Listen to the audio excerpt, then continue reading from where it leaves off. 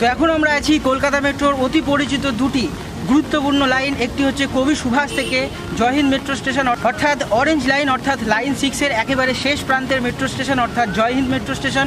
অপরদিকে দ্বিতীয় yellow line, আরও একটি গুরুত্বপূর্ণ লাইন নোয়াপাড়া থেকে বারাসাত পর্যন্ত। এই মেট্রো স্টেশনেরও মাঝখানে আরও একটি গুরুত্বপূর্ণ মেট্রো স্টেশনে আমরা দাঁড়িয়ে আছি। এটা কলকাতা বিমানবন্দর মেট্রো স্টেশন, যার প্রতীকী নাম রাখা হয়েছে জয়হিন্দ মেট্রো স্টেশন। আজকের এই ভিডিওতে আপনারা দেখবেন মেট্রো স্টেশন যখন মানুষদের উদ্দেশ্যে খুলে দেওয়া হবে কোথায় কী ধরনের সুবিধা পাবেন, এছাড়া কোন দিকে কটি গেট রাখা হয়েছে, মেট্রো স্টেশন থেকে বেরিয়ে আপনারা কিভাবে কলকাতা বিমানবন্দর ব্যবহার করতে পারবেন, সমস্ত ধরনের তথ্য এই ভিডিওতে আপনাদের জানাবো। এখানে একটি গুরুত্বপূর্ণ কথা জানিয়ে রাখি, আমরা ভিতরে যাওয়ার চেষ্টা করেছিলাম ক্যামেরা নিয়ে। এখানকার অফিসাররা যারা এখানে রয়েছেন তাদের থেকে কোনো ধরনের অনুমতি না পাওয়ায় বাইরে থেকে ভিডিও শ্যুট আমাদের করতে হচ্ছে।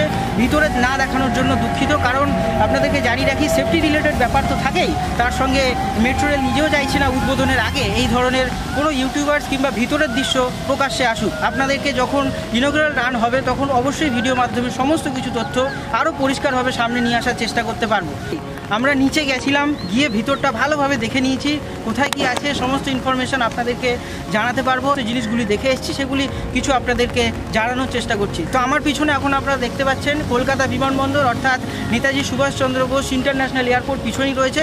আর এখন যেখানে আমরা দাঁড়িয়ে আছি এটি হলো অরেঞ্জ লাইন এবং ইয়েলো লাইনের সংযোগস্থল, যার প্রতীকী নাম রাখা হয়েছে কলকাতা বিমানবন্দর মেট্রো স্টেশন অথবা জয়হিন্দ মেট্রো স্টেশন। এই পুরো এরিয়াটাই এর নিচেই রয়েছে কলকাতা বিমানবন্দর মেট্রো স্টেশনটি।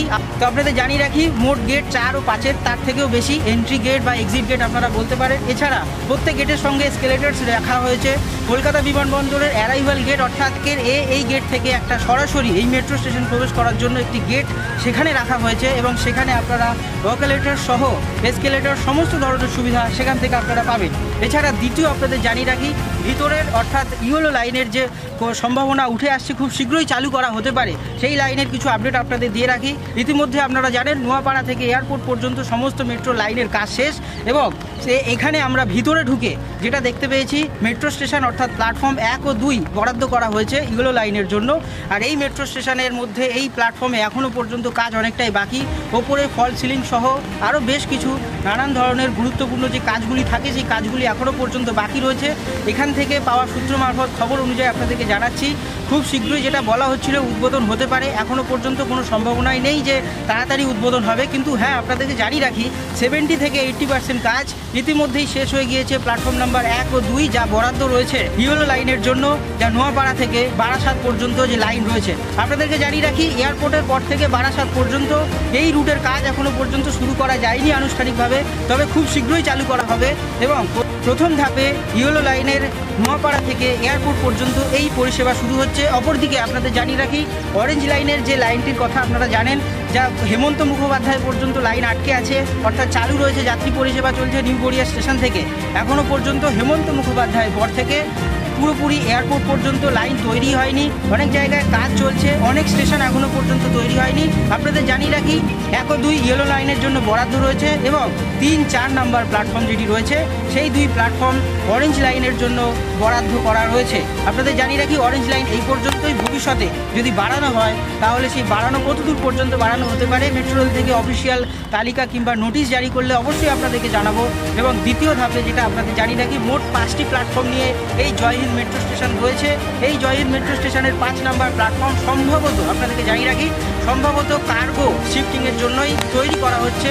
এখনও পর্যন্ত সূত্র মারফত যা খবর, পরবর্তীকালে চেঞ্জ হলে আপনাদেরকে জানিয়ে দেবো।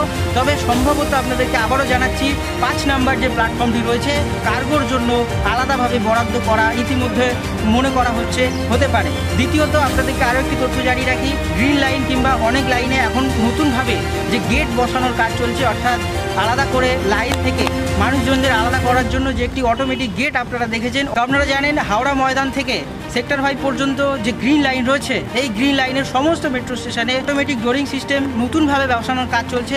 এখানে অর্থাৎ জয়হিন্দ মেট্রো স্টেশনে এখনো পর্যন্ত যেটা আমরা জানতে পারছি এই ধরনের কোনো সেফটি গেট এখানে বসছে না। এই ছিল আজকের আপডেট। আপনাদের কাছে প্রথমেই ক্ষমা প্রার্থী, কারণ ক্যামেরা ভিতরে নিয়ে যেতে পারিনি, তার জন্য দুঃখিত। আমরা ভিতরে গিয়েছিলাম এবং যেটা দেখেছি বৃহৎ আকারে প্রচুর স্প্যান্ডলি পুরোপুরি মেট্রো স্টেশনটিকে ডিজাইন করা হয়েছে। একসঙ্গে প্রচুর যাত্রী একটা সময় একটা নির্দিষ্ট সময় ব্যবহার করবেন সেই কথা মাথায় রেখে। আর আপনাদের জানিয়ে রাখি, গোটা এশিয়ার সবচেয়ে বৃহত্তম রেলওয়ে আন্ডারগ্রাউন্ড মেট্রো স্টেশন এটি, অর্থাৎ জয় হিন্দ মেট্রো স্টেশন। মোট 5টি প্ল্যাটফর্ম রয়েছে এবং অধিক যাত্রী যাতে একসঙ্গে ব্যবহার করতে পারেন।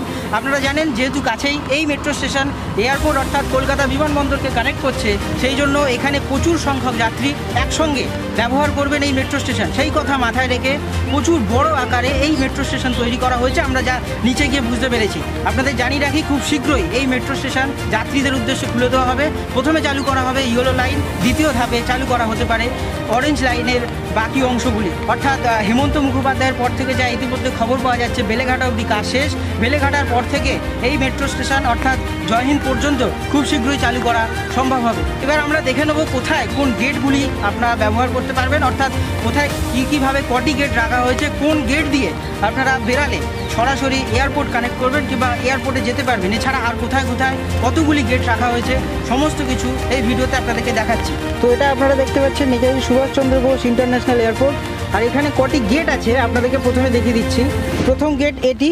তো আপনাদেরকে এখানে জানিয়ে রাখি আর একটা গেট, যেটা 1 এ অ্যারাইভাল পয়েন্ট, ঠিক এই জায়গাতে একদম 1 এ যে অ্যারাইভাল পয়েন্টটি রয়েছে সেখানেই আপনারা একটি গেট পেয়ে যাচ্ছেন, যে গেটটি সরাসরি মেট্রো স্টেশন কানেক্ট করবে। সেখানেও যাওয়ার ভিডিওগ্রাফি নেওয়ার পারমিশন না থাকার জন্য সেটিও আপনাদেরকে দেখাতে পারছি না, তার জন্য দুঃখিত এবং ক্ষমা প্রার্থী। আরও একটি গেট আপনাদেরকে দেখিয়ে দিচ্ছি বাইরে, যেটা হলো এই গেটটি আপনারা নিশ্চয়ই দেখতে পাচ্ছেন।